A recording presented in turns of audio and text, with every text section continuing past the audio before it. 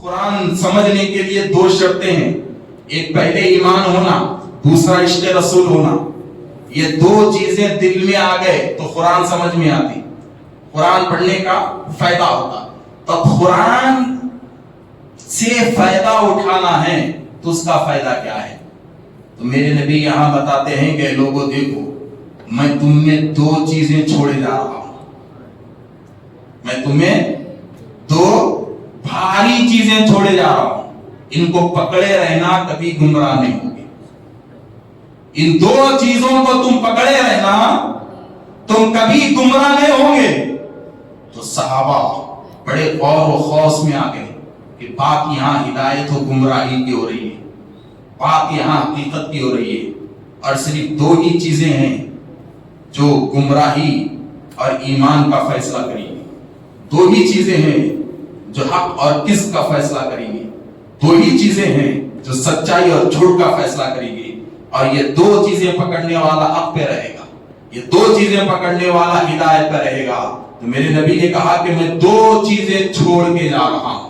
پوچھا وہ کون سی دو چیزیں ہیں؟ تو میرے نبی نے کہا ان دو چیزوں میں ہدایت ہے، تم ان دو چیزوں کو پکڑے رہو، تم سلامت رہو گے، کبھی گمراہ نہیں ہوگے۔ تو وہ دو چیزیں کون ہیں؟ تو میرے نبی نے کہا ان میں نمبر ایک قرآن جو ہدایت ہے، اللہ کا کلام ہے، اور نمبر دو اہل بیت، میرا خاندان۔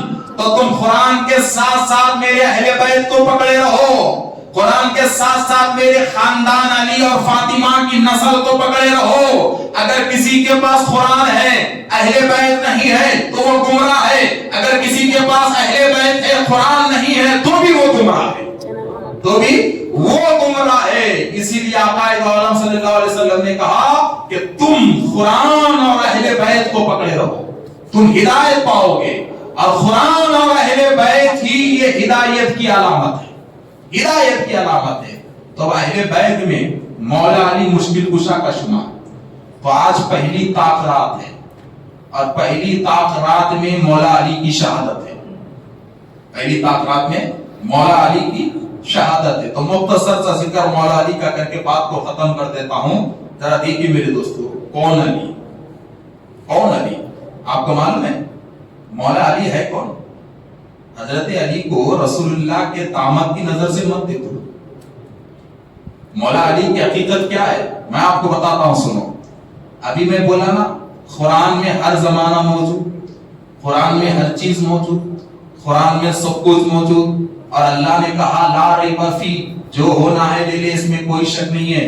تب یہ بتاؤ علم قرآن کا کوئی مقابلہ کر سکتا ہے؟ بولو، قرآن میں علم کتنا ہے کوئی بتا سکتا ہے؟ قرآن میں فائدہ کتنا ہے کوئی بتا سکتا ہے؟ نہیں، لامحدود اللہ نے قرآن میں فیضان رکھا ہے، لامحدود اللہ نے قرآن میں علم رکھا ہے۔ اور پھر ایک جگہ اللہ نے کہا کہ قرآن علی کے ساتھ ہے اور علی قرآن کے ساتھ ہے۔ قرآن کیا کہا؟ بولو، قرآن علی کے ساتھ ہے اور علی قرآن کے ساتھ ہے۔ اور قرآن اور علی کا ساتھ کب تک رہے گا؟ تو رسول اللہ کہتے ہیں کہ محشر تک یہ ساتھ نہیں ٹوٹے گا، محشر تک قرآن علی کے ساتھ رہے گا، علی قرآن کے ساتھ رہیں گے، اور یہ دونوں میدان محشر میں ایک ساتھ رہیں گے، یہ دونوں محشر کے میدان میں ایک ساتھ رہیں گے۔ تو ایسا کیوں کہا؟ آخر حقیقت علی کیا ہے؟ تو اس میں ایک چیز سمجھو، یہ بتاؤ کہ رسول اللہ صلی اللہ علیہ وسلم کے علم کا مقابلہ کوئی کر سکتا ہے؟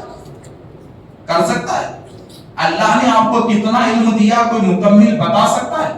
کہ میرے نبی کے علم کی حد کیا ہے کوئی بتا سکتا ہے؟ نہیں، مگر مصطفیٰ کہتے ہیں انا مدینۃ العلم، رسول اللہ کہتے ہیں میں علم کا شہر ہوں۔ آقا کہتے ہیں کہ لوگوں مجھے دیکھو، میں شہر علم ہوں، میں علم کا شہر ہوں، کیا لینا ہے مجھ سے لو، کیا مانگنا ہے مجھ سے مانگو۔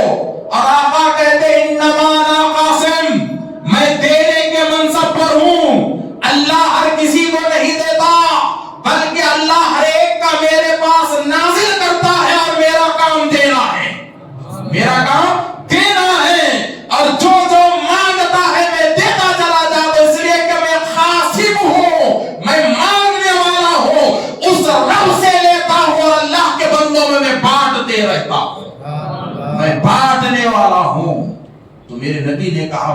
مدینۃ العلم، میں علم کا شہر ہوں.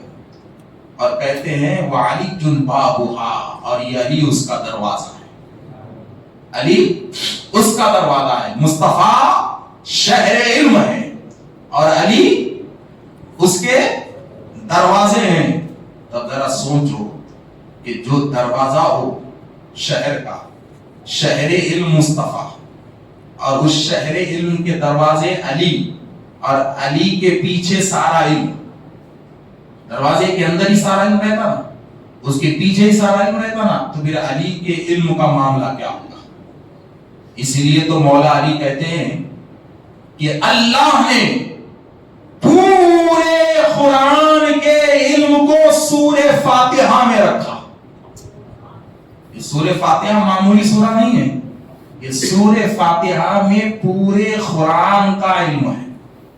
مکمل قرآن کا علم سورہ فاتحہ میں ہے.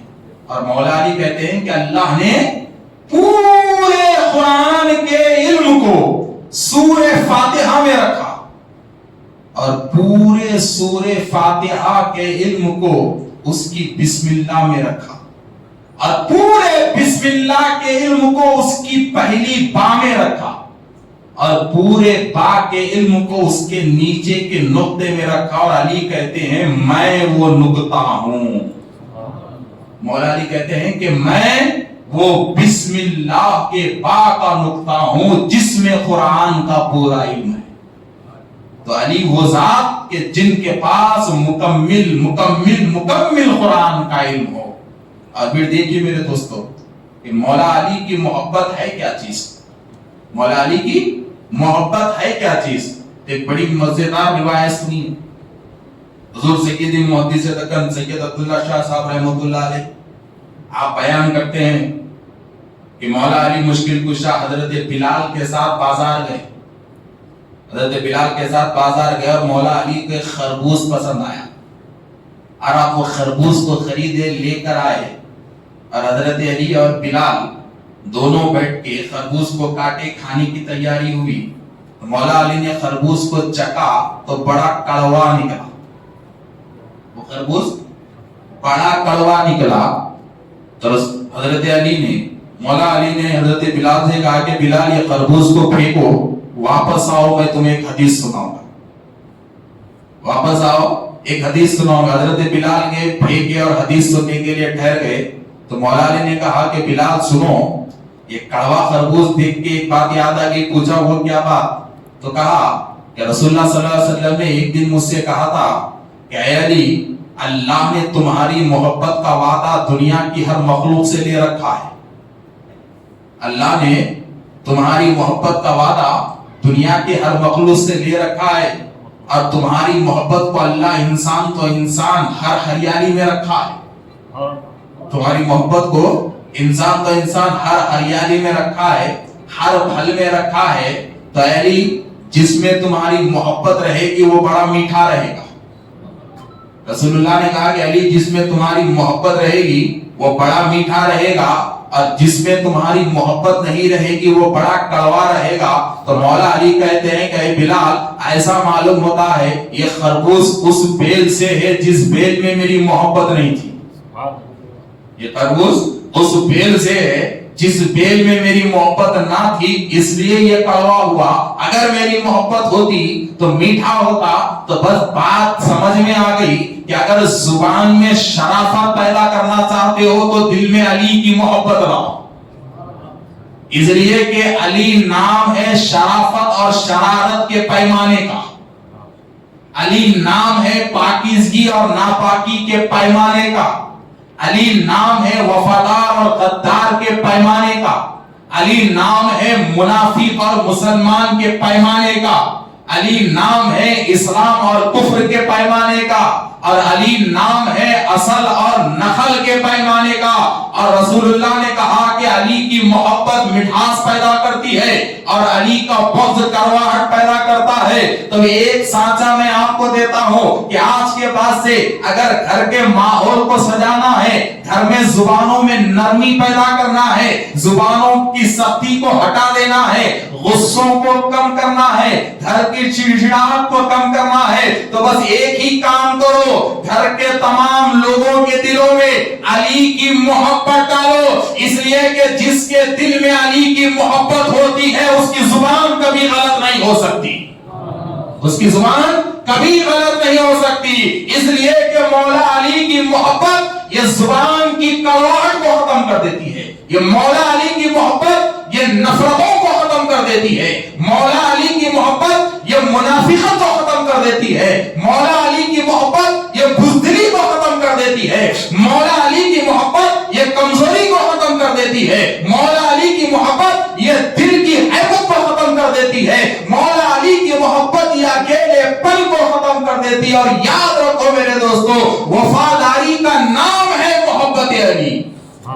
اور جہاں علی کی محبت آ جاتی ہے پھر وہاں منافقت نہیں رہتی، وہاں ہرگز وہاں منافقت نہیں رہتی.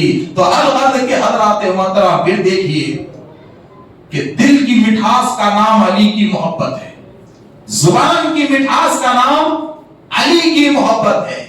اب اگر کوئی دور بڑا عجیب ہے، گمراہی کا دور ہے.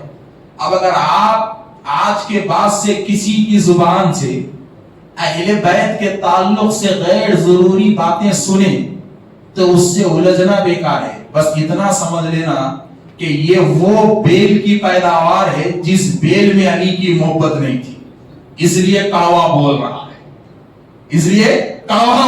ہے. اگر علی کی محبت ہوتی تو ایسے کڑوے باتیں وہ ہرگز نہیں کرتا تھا.